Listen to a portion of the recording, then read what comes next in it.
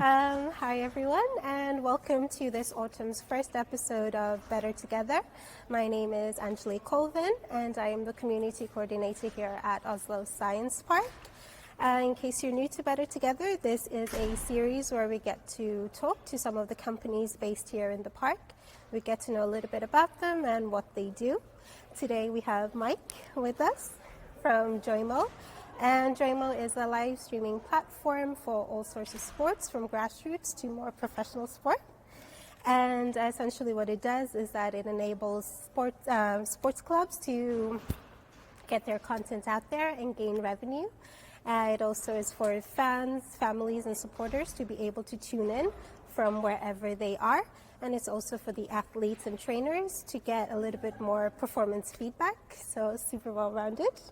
Brilliantly sold. Yes.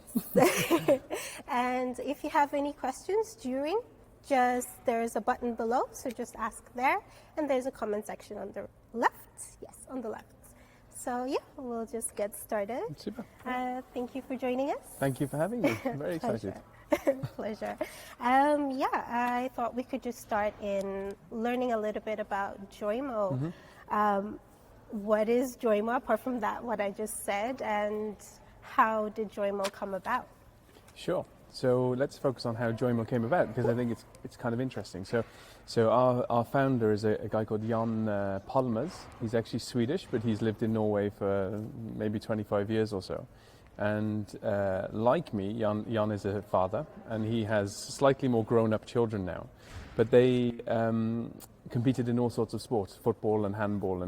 And Jan worked historically at NRK and TV2 and SV4 in Sweden. So he comes from kind of the TV production background. And because he came from that background, he filmed his kids participating in sport.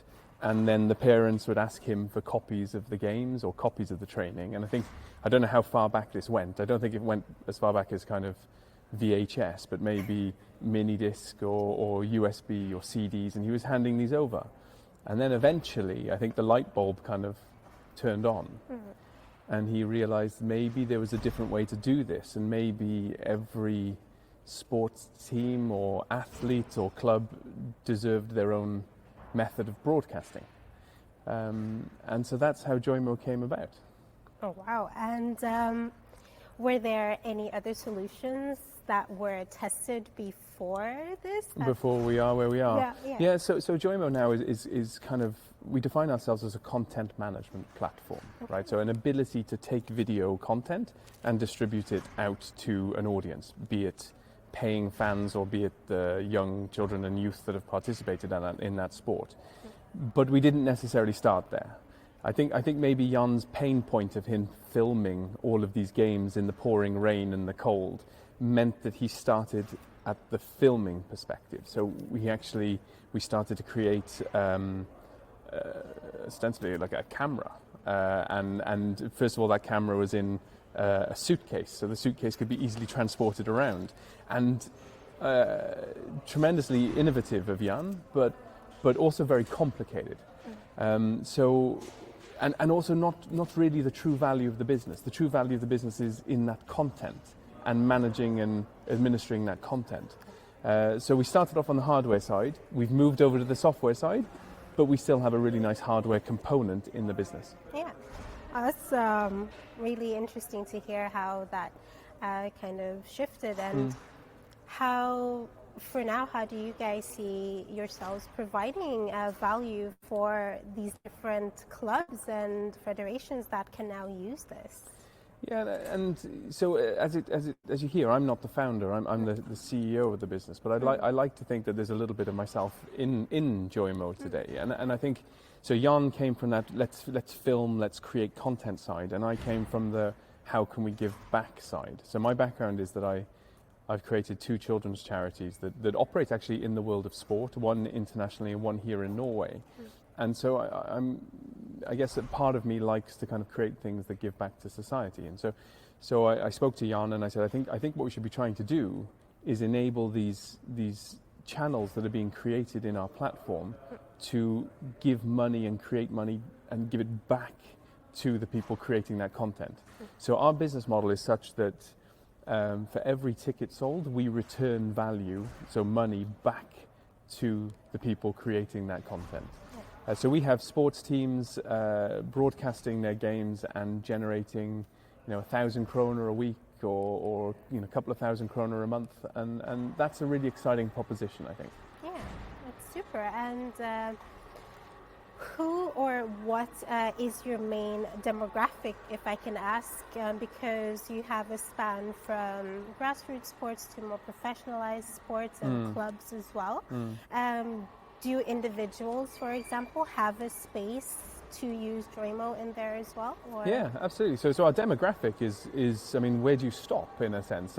So if you look at the kind of the one customer that we have, which is the channel creators, then that demographic is everybody from individuals like yoga instructors or personal trainers that want to broadcast content, or it's football clubs and handball clubs, and it's teams and federations are an actor or a customer that we can support.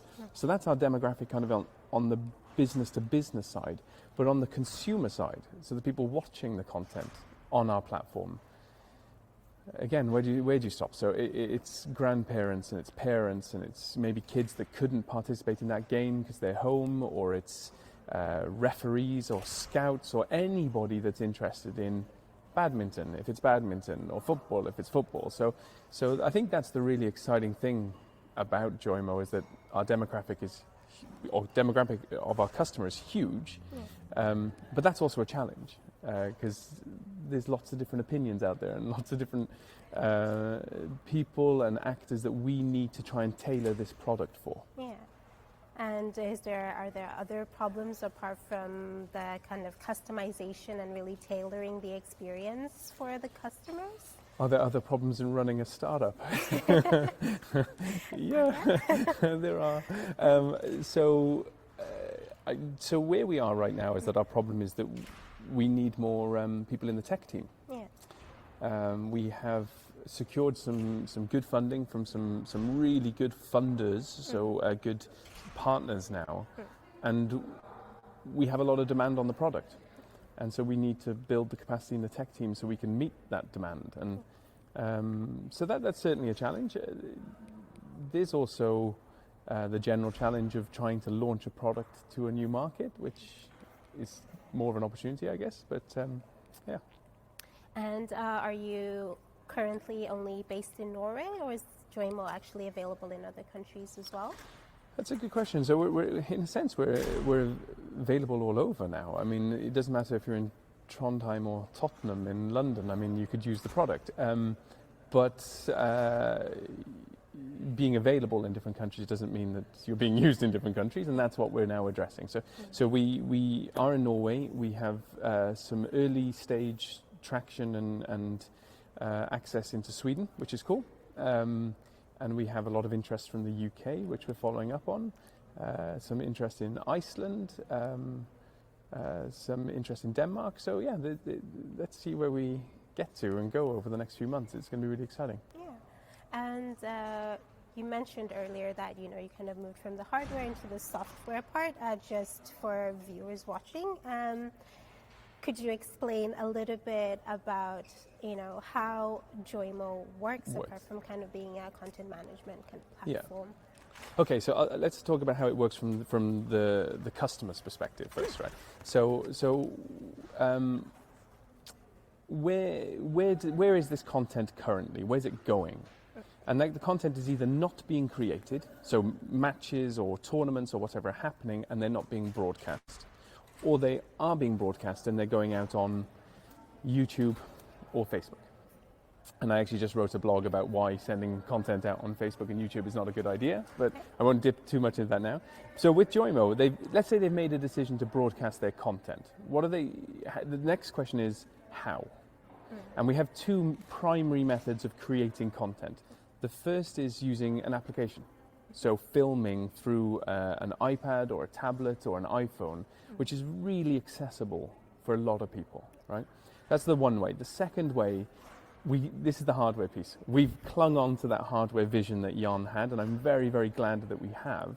We have created in Forskningsparken here what we're calling an unmanned broadcasting camera.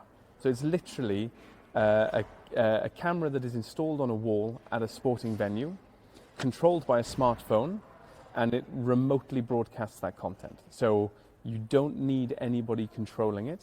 It does it automatically. We've written an algorithm to track the flow of the sport. So sport moves from one side to the other, and the viewing experience is that the camera is following that sport. So it's kind of pretty cool that we've created that. We have some interest already in the product, and I think where we go with that product will be fascinating. So from the end user's perspective then, they've decided to create content. They've then chosen their method of creating content, and they live stream. And then the end user that wants to access that, to watch it, they come to Joymo, they buy a ticket, 29 krona, 39 krona, whatever it might be, and then they can view that on our platform. And what's really cool is that the money that they're paying for that ticket goes back to the content creator. So whether it's a handball team or a football team, whatever it is, they're getting revenue from that. That's super cool. And you know, I'm from a photography background myself, and I know that sometimes people can oversimplify what I do or how something works. And I'm just wondering, since you're also essentially taking clubs and turning them into content creators, how do you work with them, and how do you manage their expectations? Because it's quite a shift. It looks easy, but sometimes it can be a bit difficult. That's a really good question, and I think so. Fortunately, and we've been aided a little bit by the pandemic, in the sense that people are a lot more digitalized now than they were just 6-7 months ago. You know, it's almost like 3 or 4 years worth of digitalization has happened in a very short period of time. So people are better at using digital products. That's helped us. But the other thing that we've learned, and actually I read a blog about this yesterday, is that we've hired customer success managers in the business. And their job is to make sure that our early stage customers that have come on board are enjoying the product, benefiting from the product, and concurrently we're learning from those customers, and that we're an open channel of feedback.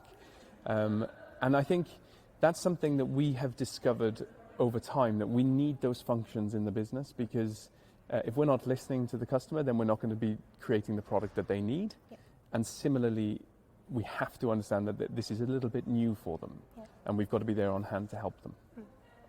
And do some of these teams have more technical people working with this, or are they really kind of taking the challenge on and just saying, like, you know, we can do this and just going for it? So I think they're like you and I. I think they're as technical as you and I. I know, like it's not a difficult product to use. I think that the remote broadcasting camera that we can install at a venue requires maybe an extra degree of confidence for someone to say, yeah, I'm going to make sure this is a success. But there's lots of really digitally literate and fluent people out there, even in long tail sports. But the product we're making it easier and easier all the time. So they're like us. If you can use Facebook Live and you can use YouTube Live and you can use these things, then you can use Joymo. Yeah.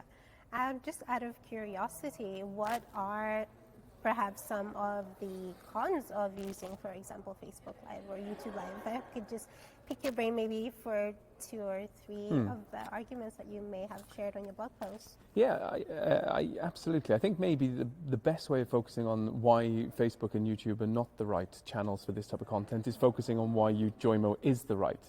And that would kind of explain why the other platforms might not be so good.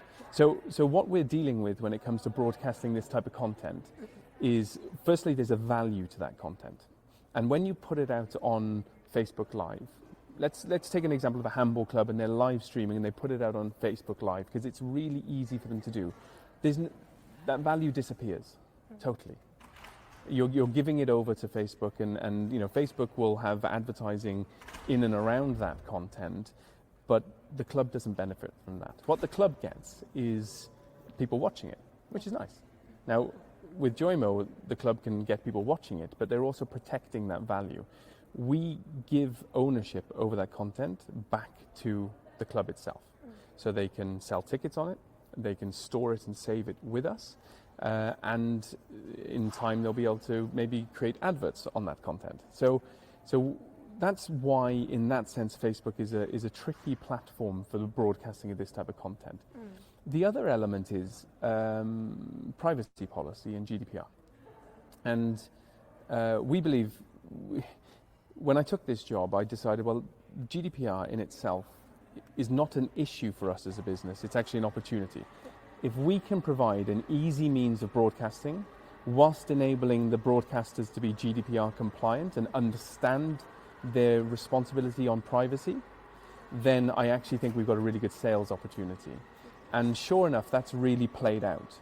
So we've signed an agreement with Norges Idrettsforbund, so the Norwegian Sports Association, exactly because we take GDPR and privacy seriously on behalf of those broadcasters. Yeah. Those other platforms that you mentioned do not. The way that GDPR is that if an individual that's been filmed wants that content deleted, which is their right, it's very easy for them to do that with Joymo. It's very difficult to do that on other social media platforms. In what sense? In the sense that it's harder to locate, it's harder to know where it's been shared, where it's gone. So we provide almost like a little kind of security net around that content, so it can be managed safely. That's super cool. And back to kind of a little bit more of the technical aspects, then, in providing value, do you offer any kind of like workshops or a little bit of introductory courses, for example, to give people the confidence if they should use the hardware part of Joymo as well, or maybe even the app? That's a really good question. So we are very hands-on with our customers. So we offer, we're always available on the telephone. We've created videos to understand how to use the product. Yesterday, I think I saw one of our customer success managers on a FaceTime call with a customer to help them understand, because it is a little bit new for them. We work with the Norwegian Football Trainer Association, and we've been doing workshops, actually, one in Bergen, and I think we have one in Kristiansand today. And yeah, we haven't actually gone to the stage of organising kind of weekly webinars yet, because I don't think we need to, but maybe we'll get there. We're not ignoring them. We are very, very hands-on with them. Super. And are there any sports that perhaps use Joymo more than others? Or are there any noticeable trends that you've been seeing? Well, the interesting thing is we've created a broadcasting platform. And so the sports that are really interested in using this are maybe the ones that have long wanted to broadcast their content but not had the right platform for it, i.e. those that maybe haven't been able to sell the rights to their content to a media player. So one of the first sports that was really quick with us was innebandy, so indoor hockey. And they decided not to sell their rights to a media partner. They decided to broadcast their rights. And I think they're really happy with that, because they're getting a lot more money from broadcasting it themselves than if they'd sold those rights. Sweet. And if I could just kind of go and segue into the privacy part of this, as you mentioned before, I think GDPR for many has been a little bit of a pain, to kind of really implement. And you say that, Joymo saw this as an opportunity and kind of really utilize that. Were there perhaps any challenges that you met during the implementation, or was it smooth sailing? So I think for the majority of people, what GDPR has meant is that it's just really annoying visiting websites nowadays, right? You just have to approve all sorts of cookies and every single time you visit, and reconfirm newsletters. What we're dealing with is the broadcasting of video content of children and youth. And so we've spent a lot of time really understanding the GDPR regulation around that. And not just, we have other competitors in this field, and I don't think that they're taking this as seriously as they should be. I don't want to kind of go into that per se, but has it been plain sailing? we launched this just like a year or so after GDPR, and there was a lot of focus on it, and so we got a lot of questions back from people that knew that it's an issue, but didn't know how to ask their question of us. So they said, but what about GDPR? And we had an answer to that. And I think that after we got the agreement with the Norwegian Sports Association, that now looks to us as a supporter in GDPR for broadcasting of video content for them, it's become a lot easier. A lot easier. We still have, some people at the communer level, the municipality level, that are clearly tasked with understanding GDPR on behalf of the municipality, and they like to throw questions at us. But I feel very confident that we have the answer to those, and we're approaching this from a perspective that we haven't invented filming, and filming will continue. But how does filming in sport happen post the GDPR regulation of 2017? Nice. And were there any specific points in which you felt that these new regulations have affected Joymo more than others? Perhaps has onboarding been a little bit more difficult for you? That's a really good question. Again, I think that maybe we've grown slower than we could have because we've taken it seriously. So there's a lot, one club said to us, "Oh, we can't use you because of GDPR." So I went online and looked at YouTube, and they've plopped loads of data out on YouTube, and I had to ask them, "Well, why do you consider us different to this?" And there was no answer to that. And I see that other competitors, Facebook don't care about this, right? And YouTube Live don't care about this. I think the fact that we do means that we will grow slower, ultimately, but it'll be the long-term win. The better we can support the creation of video content and help the channel creators be compliant, the more valuable we will become for them, and the more sticky our product will be for them as well. They will find it harder to leave us because we give them such good support. Yeah. I think I might have read on your website, do you also provide kind of specialists who go to talk to these clubs about GDPR and kind of help them navigate it? In a sense, yeah. But actually, funnily enough, our business development manager is at a 2-day GDPR conference starting today. So this is something we invest in. And then we have these people available to help the clubs with any questions that they have. Yeah. And they do have questions. There's always someone on the board, or there's always some parent that asks from a position of curiosity rather than negativity. Yeah. Yes, I can see if we have any questions. I think you might have answered a little bit of this before, but Sigurd is asking, what sports are the main contributors to your platform at the moment, and what sports do you want to see more of or more from? So our biggest contributors to the platform at the moment would be football, handball, and innebandy, so indoor hockey. Yeah. Those are the team sports that are really active, and that's really tremendous to see that growth with those guys. If the sport can be captured by a phone or a tablet, then we want that sport. Right, so we're talking, we're doing badminton now. We're talking to the Squash Federation here in Norway. We've done some tests with rowing.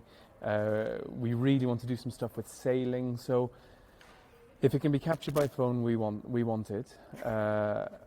And particularly those that think we know there's value in this content, but we're not able to see that value because we've never had an opportunity like Joymo before. Yeah.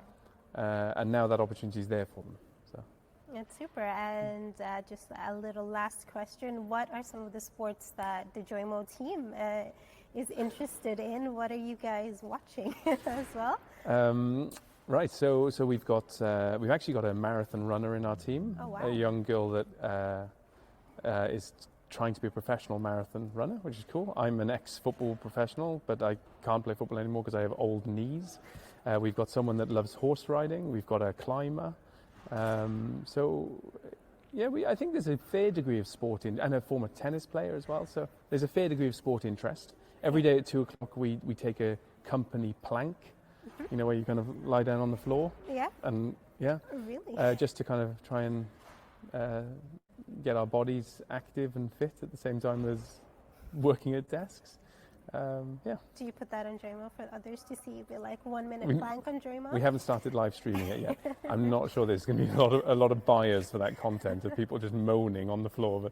But yeah, no, there's a fair degree of sport interest in the company, which is nice. Yeah, that's super. I think actually we are just about almost out of time. Cool. Thank you so much again for joining us. This was super fun and super interesting. And maybe I'll take up a company plank. 2:00. Yeah, maybe we'll join you in that. Super. Well, thank you so much for inviting me to talk about Joymo. Yeah. It's really nice. Thank you so much for being here. Thanks everyone. Hope you enjoy your lunch, and we'll see you in 2 weeks.